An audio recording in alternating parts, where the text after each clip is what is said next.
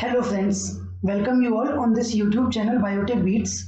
My name is Shritesh Srivastava and आज हम लोग सॉल्व करने वाले हैं CSIR NET life science June 2018 paper का part A that is mathematical math section. तो फर्स्ट क्वेश्चन से स्टार्ट करते हैं। ये क्या बोलता है फर्स्ट क्वेश्चन कि in a 100 meter race A beats B by 10 meter, B beats C by 5 meter, by how many meters does A beat C? तो दो डिफरेंट सिचुएशंस यहाँ पे गिवन है। फर्स्ट सिचुएशन के अकॉर्डिंग जब ए अपना रेस कंप्लीट कर लेता है तो उस समय वो बी को कितने से हराता है 10 मीटर से। इसका मतलब है कि जब ए 100 मीटर्स कर लेगा उस टाइम बी कहाँ पे होगा 90 मीटर्स पे होगा। और सेकेंड सिचुएशन के अकॉर्डिंग बी सी को हराता है 5 मीटर से। इसका मतलब है कि जब बी 100 पे होगा तो उस समय सी कहाँ पे होगा 95 पे होगा। ना हम लोग क्या करते हैं यहाँ पे डिस्टेंस का जो भी रेशियो है वो निकाल लेते हैं। तो A इज टू बी का डिस्टेंस रेशियो जो होगा वो क्या होगा 100 इज टू 90 होगा, क्योंकि A 100 कर रहा है तो B 90 कर रहा है। Similarly B is to C का अगर देखें तो वो क्या होगा 100 इज टू 95 हो जाएगा। नाउ अगर हम लोग इसको सिंप्लीफाई करें, देखो 100 इज टू 90 का मतलब क्या हो सकता है 10 इज टू 9 हो सकता है, और 100 इज टू 95 का मतलब 20 इज टू 19 हो सकता है। सेम रेशियो से है तो हम लोगों ने रेशियो सेम ले लिया सिंप्लीफाई करके। नाउ करना क्या होगा, मान लेते हैं कि ये वाला जो है A इज टू बी का है उसमें हम लोग मल्टीप्लाई कर देते हैं 20 से। सपोज इस वाले में अगर हम लोग 20 से मल्टीप्लाई करें दोनों साइड में तो रेशियो में न्यूमरेटर डिनोमिनेटर दोनों में 20 से मल्टीप्लाई कर देंगे तो फर्क पड़ेगा नहीं, सेम रहेगा। सिमिलरली यहाँ पे 9 से मल्टीप्लाई कर देते हैं तो नाउ क्या हो जाएगा, अब हमारा A इज टू बी जो नया बनेगा वो क्या होगा, अब होगा 200 इज टू 180 20 से मल्टीप्लाई करने के बाद, और अपना B इज टू सी जो है वो क्या बन जाएगा 9 से मल्टीप्लाई करने पे 180 इज टू 171। तो अब अगर हम लोग देखें तो देखो यहाँ पे क्या B का रेशियो B अभी 180 पे है फर्स्ट वाले में, सेकेंड वाले में भी B 180 पे है। तो कंक्लूड कर सकते हैं हम लोग कि A is to B is to C जो होगा वो क्या होगा 200 is to 180 is to 171। Now इसके अकॉर्डिंग हम लोग A और C का रेशियो बता सकते हैं, डिस्टेंस का ही रेशियो है ये, तो अब हम लोग इसके हिसाब से A और C का रेशियो बता सकते हैं। वो क्या हो जाएगा A is to C ratio होगा 200 इज टू 171, और इसको अगर हम लोग सिंप्लीफाई करें तो क्या हो जाएगा ये 100 इज टू 85.5। इसका मतलब क्या होगा कि जब A 100 मीटर चल चुका होगा उस समय C कहाँ पे होगा 85.5 पे। ठीक है, तो कितने मीटर से हराया, मतलब कि A 100 पे पहुंच गया और ये अभी कहाँ है 85.5 पे, तो ये डिस्टेंस बीच की कितनी होगी, तो डिस्टेंस होगी 100 माइनस 85.5 दैट इज 14.5 मीटर्स, और यही होगा जितने से A जो है C को हराएगा। तो ऑप्शंस को देखिए तो ये अपना फोर्थ ऑप्शन दिख रहा है क्लियरली जो कि मैच कर रहा है 14.5, तो this will be the correct option for this question. Moving to second question, यहाँ पे हमारे पास कुछ नोटेशंस दिए हुए हैं कि मतलब सिंबल्स जो है ना उनका अलग कुछ मीनिंग है और उसके हिसाब से हम लोग को ये बताना है। तो सबसे पहले हम लोग मीनिंग को डिकोड करें तो A स्टार B जो लिखा हुआ है इसका मतलब क्या है A is father of B, तो स्टार का मतलब क्या है इज फादर ऑफ, ठीक है इज फादर ऑफ, ये मीनिंग हो गया। उसके बाद फिर A डेल्टा B जो लिखा हुआ है इसका मतलब क्या है, उसका मतलब हो रहा है कि A is husband of B, तो मतलब ये है इज हस्बैंड ऑफ का सिंबल है। और उसके बाद फिर ये सिंबल बना हुआ है इसका मतलब क्या है A is wife of B, तो ये इज वाइफ ऑफ का सिंबल हो गया। और लास्टली A और फिर सॉलिड ट्रायंगल एक रेक्टेंगल है, इसका मीनिंग क्या लिखा हुआ है, इसका मीनिंग है इज सिस्टर ऑफ, तो ये इज सिस्टर ऑफ का मतलब हो गया। ठीक है, तो हम लोग को फाइनली क्या बताना है, रिप्रेजेंट किस चीज को करना है कि C is father in law of sister of D, father in law of sister of D।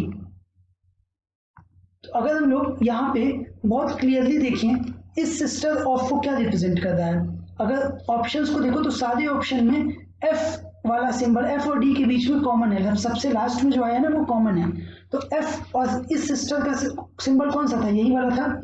इसका मतलब है कि हम लोग ऐसा बोल सकते हैं सिस्टर ऑफ D, लास्ट में देखो क्या है D के साथ कौन सा सिंबल बना है सिस्टर में F वाला, तो इसका मतलब है कि F जो है F is sister of D है, ये चीज तो क्लियर हो गई, F is sister of D है, तो that means C is father in law of F हो जाएगा, तो C is father in law of F।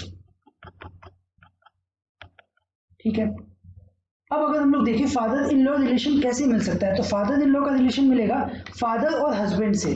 ठीक है, तो C is father of someone and फिर वो जो है वो D का हस्बैंड होगा, तो इससे हम लोग को फाइनल रिलेशन मिल जाएगा। तो उस हिसाब से अगर हम लोग देखें तो यहाँ पे जो रिलेशन बनेगा, दो चीजें हम लोग को देखनी है। तो फर्स्ट चीज हम लोगों ने बना दी, C is father of E, ठीक है, C is father of E, and फिर क्या हो जाएगा, E is husband of F, ठीक है। तो ये रिलेशन बन जाएगा, देखो सी का फादर ई है और सी जो है ई का फादर है और ई जो है एफ का हस्बैंड है, तो एफ का फादर इन लॉ हो गया सी। तो ये कंप्लीट रिलेशन हम लोग यहाँ से, अब इसके हिसाब से देखो तो सी इज फादर ऑफ ई को क्या रिप्रेजेंट करेगा, सी स्टार ई वाला, सी स्टार ई अब पहला हो जाएगा ये, तो सी स्टार ई मिला फर्स्ट थिंग। उसके बाद क्या होगा, ई इज हस्बैंड ऑफ एफ, तो इनका था ट्रायंगल वाला सिंबल, तो ई ट्रायंगल एफ हो जाएगा। तो अब ऑप्शन को देखेंगे हम लोग, और फिर लास्ट में तो एफ और फिर रेक्टेंगल डी है, तो ये वाला फोर्थ ऑप्शन होगा जो मैच कर रहा है, तो ये अपना करेक्ट ऑप्शन हो जाएगा इसके लिए। थर्ड क्वेश्चन है हैंडशेक के ऊपर कि टोटल 11 पर्सन का एक ग्रुप है, उसमें सब एक दूसरे से हाथ मिला रहे हैं एक एक बार ही केवल, ठीक है, और केवल एक बार हाथ मिलाना है, तो total number of such handshake क्या होगा। तो यहाँ पे देखो केस क्या होता है ना, अगर हम लोग एक जनरल वैल्यू देखें तो ये फॉर्मूला होता है कि मान लो टोटल नंबर पर्सन अगर n है, तो वैसे तो डायरेक्टली फॉर्मूला इसका हम लोग डिराइव कर सकते हैं, टोटल नंबर ऑफ पर्सन अगर गिवन है, मान लो वो सपोज हम लोग बोल लिया कि n है, तो नंबर ऑफ हैंडशेक अगर देखते हैं, अगर एक ही बार होना है, सबको बोल दिया कि सब एक ही बार करने हैं, तो नंबर ऑफ हैंडशेक्स जो होते हैं ना वो होता है n इंटू n माइनस 1/2, ठीक है। तो डायरेक्ट यहाँ से वैल्यू निकाल सकते हैं। अब ये आता कहाँ से, थोड़ा सा जल्दी से इसको समझ लेते हैं। देखो फर्स्ट पर्सन होगा, मान लो फर्स्ट वाला जो होगा वो क्या करेगा, n लोगों से n माइनस 1 लोगों से हाथ मिला लेगा, क्योंकि टोटल n थे तो एक जो होगा वो किससे, उसके लिए कितने लोग बचे, n माइनस 1 बचे, तो वो n माइनस 1 से मिला चुका। अब जब दूसरा वाला जो आएगा वो क्या करेगा, वो इस वाले से भी नहीं मिला सकता, वो फर्स्ट वाले से तो नहीं मिला सकता और वो खुद से भी नहीं मिलाएगा, क्योंकि फर्स्ट से वो मिला चुका है, तो वो ना तो फर्स्ट से मिलाएगा ना तो खुद से मिलाएगा, तो उसके लिए कितने लोग बचे, n माइनस 2 बचे।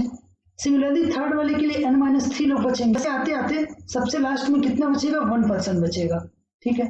तो सबको एडिशन कर देंगे तो नंबर ऑफ हैंडशेक आ जाएगा। तो इसका सबका एडिशन क्या आएगा, 1 + 2 + 3, और ऐसे करते करते कहाँ तक, n माइनस 1 तक। तो ये क्या है, sum of n minus 1 natural numbers, sum of first n minus 1 natural numbers, उसका वैल्यू आता है क्या, n इंटू n माइनस 1/2। तो यहाँ पे वैल्यू डायरेक्ट हम लोग पुट कर देंगे, तो नंबर ऑफ हैंडशेक क्या आ जाएगा। अब देखो n इज इक्वल टू 11 के, ये होगा 11 इंटू 11 माइनस 1 मतलब 10/2, 110/2 मतलब कि 55, तो टोटल 55 हैंडशेक्स होंगे। That means option 3 is correct for this question. Now moving to fourth question. ये क्वेश्चन में थोड़ा सा ये क्या है कि हम लोग को वैल्यू पता करनी है, ये डेटा जो है थोड़ा सा यहाँ पे हम लोग करेक्ट कर लेंगे, ये एक्चुअली 7983 होगा, ठीक है, 7983 होगा अकॉर्डिंग टू करेक्ट थिंग। ये थोड़ा सा पे यहाँ पे गलत प्रिंट है, 7983 होगा। तो हम लोग को निकालना क्या, देखो 1 + 3 + 5 ऐसे करके कहाँ तक गया हुआ, ये 4033 तक का, और उसके बाद फिर बाद में क्या लिखा हुआ है, प्लस 7983 इंटू 2017। तो एक्चुअली अगर हम लोग इस वाले टर्म को देखें जो सबसे पहले ये लिखा हुआ है यहाँ पे, ये इतना, ये क्या है, ये एक अरिथमेटिक प्रोग्रेशन एपी बन रहा है। तो एपी का सम हम लोग निकालेंगे, सम के लिए नंबर ऑफ टर्म्स चाहिए, ठीक है, सम के लिए क्या चाहिए हम लोग को, नंबर ऑफ टर्म्स। तो नंबर ऑफ टर्म्स निकालने का सिंपल सा एक तरीका क्या होता है, हम लोग देखिए अगर, तो Tn is equal to a + n minus 1 into D formula होता है एपी के लिए। तो Tn की वैल्यू क्या होगी, 4033 मतलब लास्ट टर्म, a मतलब फर्स्ट टर्म मतलब 1 प्लस n माइनस 1 और d मतलब कॉमन डिफरेंस, किसी भी आगे वाले में से पीछे वाले टर्म को माइनस कर दो, तो 3 - 1 2 आ गया। तो यहाँ से हम लोग अगर सॉल्व करें तो 4032 is equal to 2 times n minus 1, और यहाँ से क्या आ गया, ये कैंसिल होगा 2016 टाइम्स, तो n क्या आ जाएगा, 2017 हो जाएगा। यहाँ से हम लोग को नंबर ऑफ टर्म्स पता चल गया। अब जो सम होगा इसका, ये वाला जो टर्म लिखा हुआ है इसका सम अगर हम लोग निकालें तो ये होगा, फॉर्मूला होता है n/2 a + l, a मतलब फर्स्ट टर्म, l मतलब लास्ट टर्म, तो 2017/2, a मतलब 1 हो गया और l मतलब 4033। तो देखो 4033 + 1 मतलब 4034, और 4034 को अगर हम लोग 2 से कैंसिल करें तो ये क्या आ जाएगा, पूरा 2017 ही आएगा। इसका मतलब ये लिखा हुआ है 2017 इंटू 2017, ये वाला टर्म। तो टोटल जो सम हम लोग को निकालना है, रिक्वायर्ड नेट सम जो है वो क्या होगा, इस वाली की वैल्यू जो हाईलाइटेड पोर्शन है वो तो 2017 इंटू 2017 हो गया, प्लस 7983 इंटू 2017 लिख लिया, अब अगर हम लोग 2017 यहाँ से कॉमन ले लें तो क्या बचेगा, 2017 प्लस 7983 हो जाएगा, ठीक है। और ये वैल्यू को अगर देखा जाए तो ये वैल्यू हो जाएगी इंटू 1 और फिर 40, ठीक है।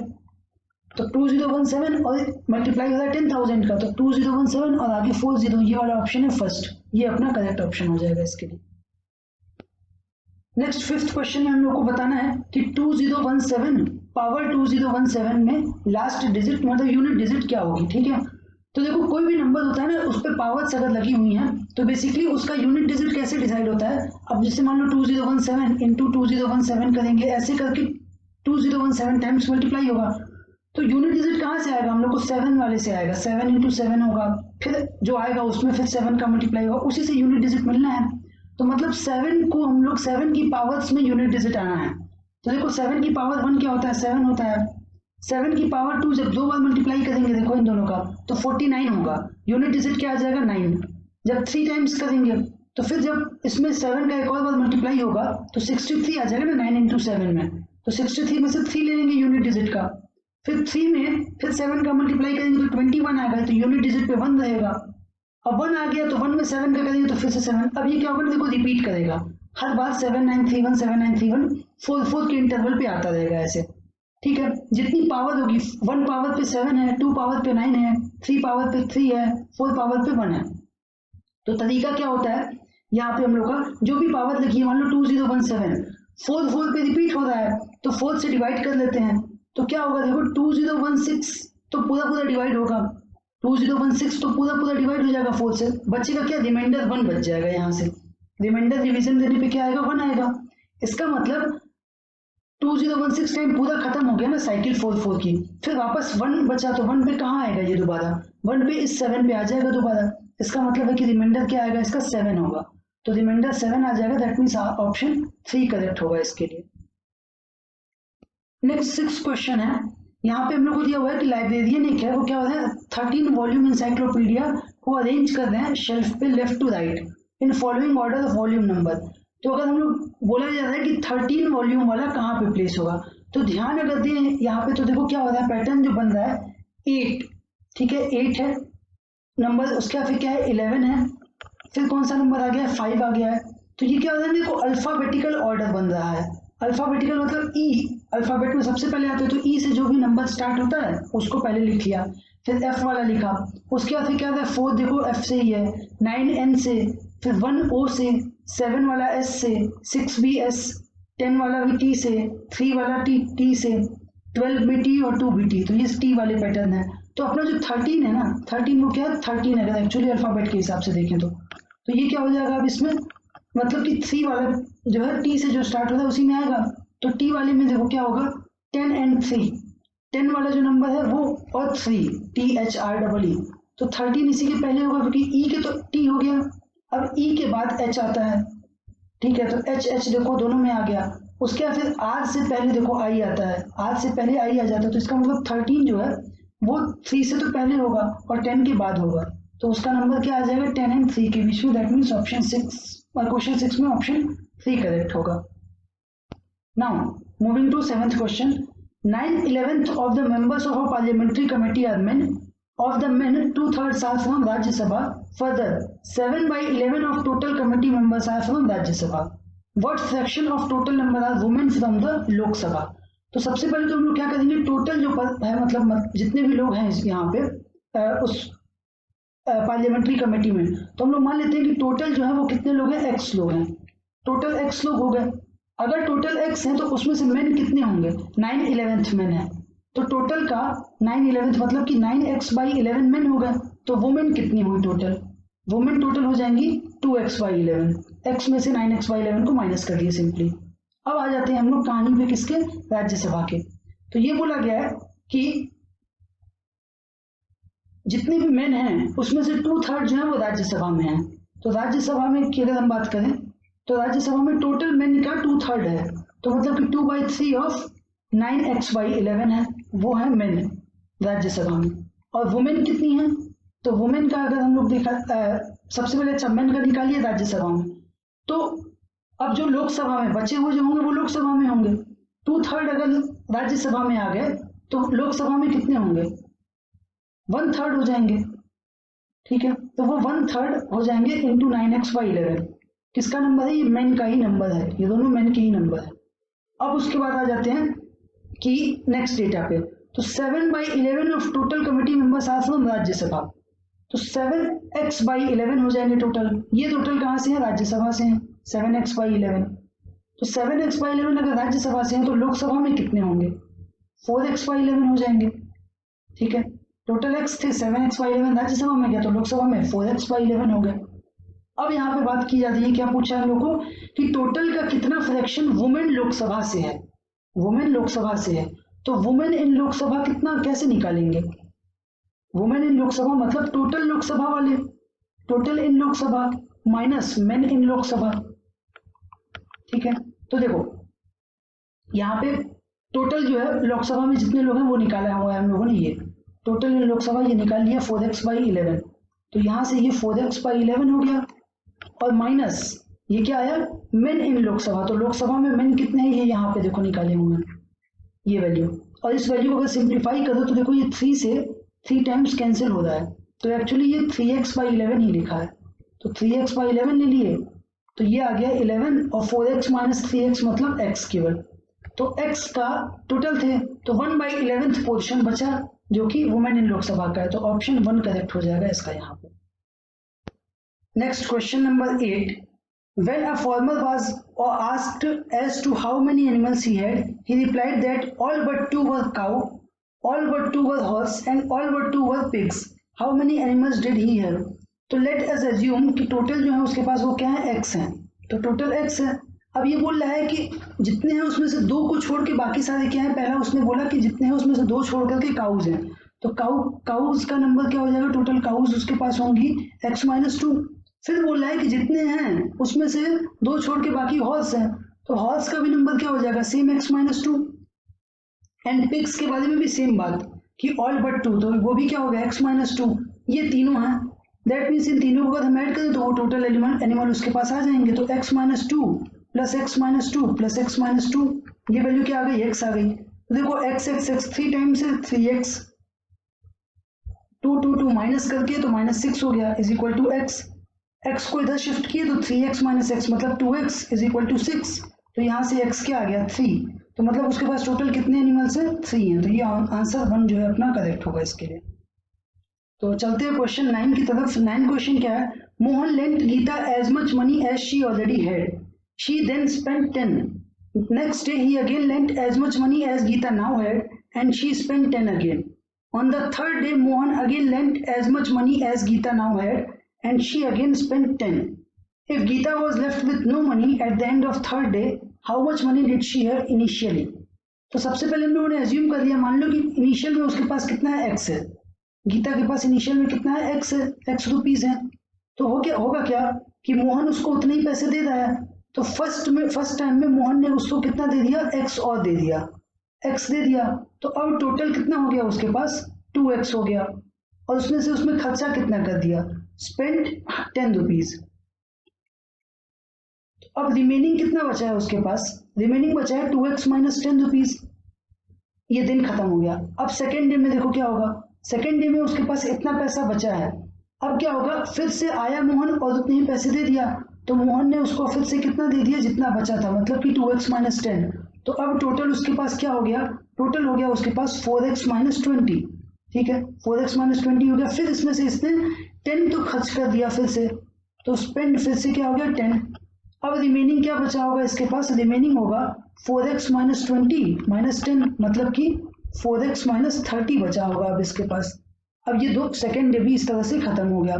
थर्ड डे क्या हुआ? फिर से मोहन आया और जितने पैसे इसके पास बचे हैं उतने ही दे दिए इसको। तो थर्ड डे के स्टार्ट पे फिर से मोहन क्या करेगा? इसको दे देगा 4x माइनस 30। तो अब इसके पास टोटल क्या हो जाएगा? टोटल हो जाएंगे इसके पास 8x माइनस 60, दोनों को ऐड कर दिए, ठीक है, मतलब डबल हो गया एक तरीके से। अब फिर से इसमें से इसने क्या किया? स्पेंड कर दिया 10। तो 10 रुपए खर्च करने के बाद अब रिमेनिंग उसके पास कितना होना चाहिए? 8x माइनस 60 माइनस 10, मतलब कि 8x माइनस 70। लेकिन बोल क्या रहा है क्वेश्चन में कि थर्ड डे खत्म होने के बाद उसके पास कुछ नहीं बचेगा, दैट मीन्स कि 8x माइनस 70 जो हम लोग बता रहे रिमाइंडर ये 0 होना चाहिए, ठीक है। तो यहाँ से 8x की वैल्यू 70 आ गई और x की वैल्यू क्या आ जाएगी, यहाँ से 70/8 डिवाइड करेंगे तो आंसर आएगा 8.75 रुपीज़। तो करेक्ट ऑप्शन जो होगा इसके लिए वो होगा 8.75 रुपीज़, ठीक है। तो ऑप्शंस को अगर हम लोग मैच करें यहाँ से 8.75, देखो फोर्थ ऑप्शन मैच कर रहा है, ये अपना करेक्ट हो जाएगा इसके लिए। अब अगला आता है क्वेश्चन नंबर 10।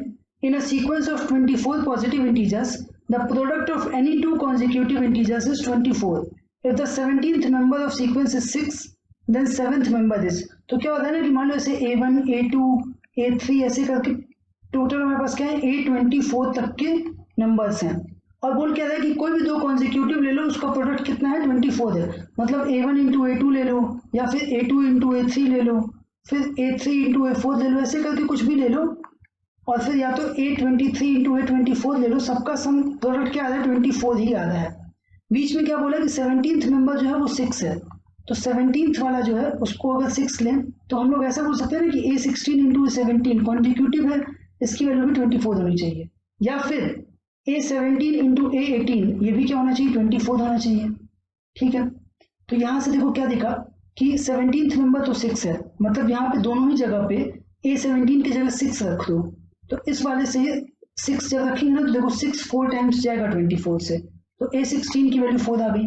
यहाँ से देखो तो A18 की वैल्यू भी सिमिलरली क्या आ गई 4 आ गई। तो क्लियरली अब देखो क्या दिख रहा है, अगर A16 4 था तो A16 के पहले वाला मतलब A15 क्या रहा होगा 6 रहा होगा, तभी तो प्रोडक्ट 24 आएगा। फिर A14 फिर 4 बन गया होगा। दैट मीन्स क्या मिल रहा है कि जो भी इवन नंबर वाला सबस्क्रिप्ट है जैसे कि A2 A4 ये सारे क्या हो रहे होंगे 4 रहे होंगे, ठीक है। और ऑड वाले जो A1 A3 ऐसे वाले हैं ये क्या रहे होंगे 6 रहे होंगे। तो पूछा क्या 7th नंबर मतलब A7 पूछ रहा है, तो A7 ऑड में आता है तो ये 6 हो जाएगा। ऑप्शन क्या होगा थर्ड वाला करेक्ट होगा इसके लिए। Next question, the prices of a diamond having a particular colour and clarity are tabulated below. तो वेट दिया हुआ है कैरेट में और प्राइस जो है पर कैरेट का क्या है उस वो दिया हुआ है। तो पूछा है क्या कि देखो 2.5 कैरेट डायमंड्स कितने ले सकते हैं हम लोग जितने पैसे में 2 कैरेट डायमंड लेते थे। तो देखो 2 कैरेट वाला जो है उसके लिए अगर हम बात करें तो रेट उसका क्या है, प्राइस उसका है 8 लाख पर कैरेट है, ठीक है। तो 2 कैरेट के लिए वो कितना लेना पड़ेगा उसको 8 इंटू 2 मतलब कि 16 लाख खर्च करने पड़ेंगे उसको, ठीक है। 16 लाख खर्च करना पड़ेगा ना। ये पूछा है कि 0.25 वाला आप कितना ले सकते हैं हम लोग 16 लाख में। देखो 0.25 वाला जो प्राइस है उसका वो क्या है 1 लाख पर कैरेट है, तो लेकिन हम लोग को लेना तो क्या है 0.25 कैरेट ही लेना है ना, तो 0.25 इंटू 1 हो जाएगा उसका प्राइस, मतलब कि 0.25 लाख हो जाएगा उसके लिए तो प्राइस। तो टोटल कितना ले सकते हैं, देखो एक का प्राइस है 0.25, ठीक है। मतलब हम लोग ऐसा बोल सकते हैं कि 0.25 लेने में हम लोग को क्या हो रहा है 1 मिल रहा है 0.25 लाख खर्च करने पे, तो 1 पे कितना मिलेगा 1/0.25, ठीक है। और लेना कितना है हम लोग को 16 लेना है, तो 16 लेने के लिए क्या करना पड़ेगा अब 16 का मल्टीप्लाई कर देंगे इसी में, मतलब कि 1/1.25 0.25 में, तो 16 के लिए हो जाएगा 16/0.25, इसका मतलब है 16/1/4 दैट इज 64 आ जाएगा, ठीक है। तो टोटल 64 ले सकते हैं, दैट मीन्स ऑप्शन 4 करेक्ट होगा इसके लिए। Question 12, university needs to appoint a new vice chancellor which will be based on seniority. Miss West is less senior to Mr. North, ठीक है। मतलब कि नॉर्थ यहाँ पे है और उनसे लेस सीनियर है कौन से वेस्ट, तो वेस्ट मान लो नीचे आ गया उनसे सीनियरिटी में। अब ये क्या बोल रहा है कि जो वेस्ट हैं लेस मतलब Ms West less senior to North but more senior to East, मतलब वेस्ट जो है वो कहाँ होंगे ईस्ट से तो ऊपर है क्योंकि ईस्ट से ज्यादा सीनियर है। फिर साउथ जो है साउथ वो क्या है वेस्ट के तो सीनियर हैं लेकिन नॉर्थ के जूनियर हैं, तो साउथ कहाँ पे आएंगे कहीं बीच में आएंगे दोनों के, वेस्ट के ऊपर है लेकिन नॉर्थ के नीचे हैं। अब इसके बाद क्या बोला, if the senior most declines the assignment then who will be the new vice chancellor. तो सीनियर मोस्ट है नॉर्थ ने मना कर दिया मान लो, तो बचा कौन साउथ अब बच रहे हैं, तो इसका मतलब आंसर क्या होगा इसका साउथ, तो फोर्थ वाला करेक्ट हो जाएगा इसके लिए। Question 13, areas of the 3 rectangle inside the full rectangle are given in the diagram, what is the area of full rectangle. तो यहाँ पे हम लोग को जो फिगर में दे रखा है वो कुछ मान लो इस तरह से रेक्टेंगल है, अब इसको 4 इक्वल पार्ट्स में डिवाइड कर दिया गया है। इसका एरिया 4 है, इसका 8 है और यहाँ पे 12 दिया हुआ है। तो देखो होगा क्या, अगर ये कंप्लीटली रेक्टेंगल ही बनाना है तो अगर इस पोर्शन का एरिया 4 है, मान लो इस पोर्शन का एरिया 4 है, उसका डबल ऊपर है 8 है, तो यहाँ पे अगर 12 है ना तो ऊपर इसका क्या होना चाहिए, डबल होना चाहिए, मतलब कि ऊपर 24 होना चाहिए। तो उस हिसाब से टोटल एरिया क्या हो जाएगा, पूरे का सम कर देंगे, मतलब 12 प्लस 4 प्लस 8 प्लस 24, तो ये वैल्यू क्या हो जाएगी 24 प्लस 24 मतलब 48 आ जाएगा इसका आंसर। इसका आंसर 48 हो गया, मतलब ऑप्शन 2 जो है इसके लिए वो करेक्ट हो जाएगा। Now question 14, how much gold and copper in gram respectively are required to make a 120 gram bar of 22 carat gold. तो देखो जो 22 कैरेट गोल्ड होगा उसके लिए अगर हम बोले तो उसमें रेशियो क्या होगा, गोल्ड में कॉपर की मिक्सिंग होती है। तो 22 कैरेट बोलने का मतलब कि जो गोल्ड इस टू कॉपर होगा उसमें क्या होगा, 22 जो है 24 वाला प्योर होता है, तो इसमें 22 ग्राम लगा होगा क्या अपना गोल्ड, 22 हिस्सा और 2 हिस्सा इसका लगा होगा कॉपर का, तो रेशियो क्या आ जाएगा 22:2 आ जाएगा, दैट मीन्स 11:1 आ जाएगा सिंप्लीफाई करके बोले तो होगा क्या, यहाँ पे 120 ग्राम का जो बार है, 120 ग्राम बार में अगर हम लोग बात करें गोल्ड की तो गोल्ड कितना लगा होगा, देखो गोल्ड लगा होगा टोटल, तो अब देखो 11 और 1 है, 11 गोल्ड 1 कॉपर, तो टोटल तो 12 हिस्सा है, उसमें से 11 हिस्सा क्या है, 12 में से 11 हिस्सा है गोल्ड का, तो 120 ग्राम में कितना लगा होगा 11/12 इंटू 120 लग गया होगा गोल्ड, ठीक है। तो यहाँ से क्या आ गया 110 ग्राम आ गया, तो गोल्ड अगर 110 है तो कॉपर कितना हो जाएगा इसमें, सिंपली 120 में से माइनस कर दो, वो 10 ग्राम हो जाएगा। तो आंसर क्या आएगा इसका थर्ड वाला, 110 जो है गोल्ड का और कॉपर का 10 gram. Next question 15, a water tank that is 40% empty holds 40 liter more water than when it is 40% full. How much water does it hold when it is full? तो मान लेते हैं कि उसकी टोटल कैपेसिटी जो है वो क्या है, x है, x लीटर से टोटल कैपेसिटी उसकी, ठीक है।